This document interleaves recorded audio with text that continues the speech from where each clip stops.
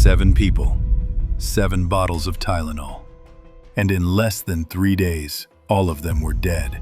At first, it looked like random tragedy, but soon it became one of the darkest, unsolved crimes in American history. Some say it was a lone madman.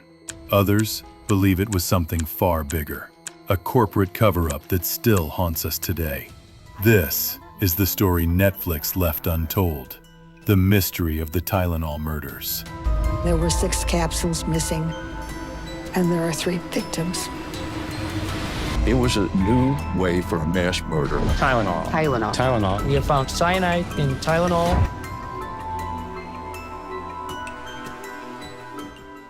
Tonight, we're diving into a case that changed the way the world buys medicine. A case that has resurfaced in 2025 with Netflix's new documentary. But while the series asks the right questions, there are details, theories, and conspiracies that go far beyond what most people know. This is the unsolved mystery of the Tylenol murders. It was September 29, 1982 in Chicago. A 12-year-old girl named Mary Kellerman woke up with a sore throat. Her parents gave her a capsule of extra-strength Tylenol. Hours later, she was dead. That same day, 27-year-old Adam Janus collapsed and died after taking the same medication. At his funeral, his grieving brother Stanley and sister-in-law Teresa also took Tylenol for their headaches. Both were dead within hours. In less than 24 hours, 3 members of one family, wiped out by what should have been harmless over-the-counter painkillers. By the next day, more deaths followed. 7 in total, all traced back to cyanide-laced Tylenol capsules.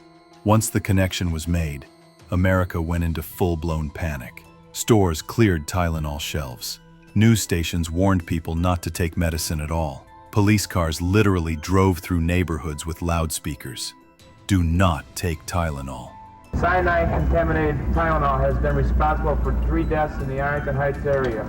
Johnson & Johnson, the parent company, recalled 31 million bottles.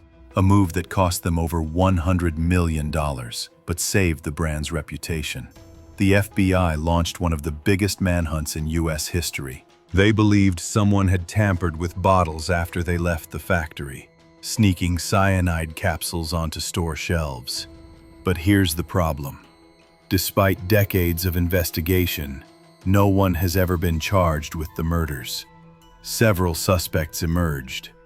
The most famous was James William Lewis, a man who sent Johnson & Johnson an extortion letter demanding $1 million to stop the killings. He was convicted of extortion, but there was no hard evidence he ever handled the poison. Lewis died in 2023, still protesting his innocence. Now, here's where things get darker. Some believe this wasn't the work of a random killer at all, but a corporate or industry-level cover-up. Factory tampering. Some investigators privately questioned whether the cyanide could have been inserted before the bottles left production. But blaming the factory would destroy Johnson & Johnson. Instead, the madman theory became the official story. The quick recall. Johnson & Johnson's rapid recall is praised in business schools as a case study in crisis management. But conspiracy theorists ask, how were they able to act so quickly? Did they know more than they revealed? Suppressed evidence. Whistleblowers claim some leads were buried, including employees raising concerns about supply chain vulnerabilities. The official narrative was, a lone individual tampered with random bottles. But the truth is, nobody ever proved it. The Tylenol murders changed the world. Safety seals, tamper-proof packaging, and foil wrappers were introduced because of this case. Laws were rewritten. Tampering became a federal crime. But while packaging changed, justice never came for the victims. To this day, the case is open, and every so often, investigators quietly admit they still receive new leads. In 2025, Netflix released Cold Case: The Tylenol Murders. But as always with corporate-backed productions, the series stops short of the bigger questions. Could Johnson & Johnson have covered up a factory mistake? Was the FBI pressured to protect a major American company? Or was this case far stranger? A coordinated act of domestic terrorism, quietly buried to prevent mass hysteria. These questions remain unanswered. The Tylenol murders aren't just a crime.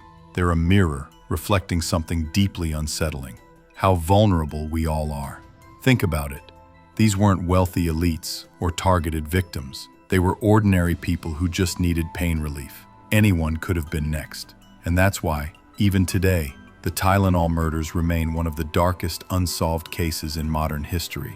So, what really happened in Chicago in 1982?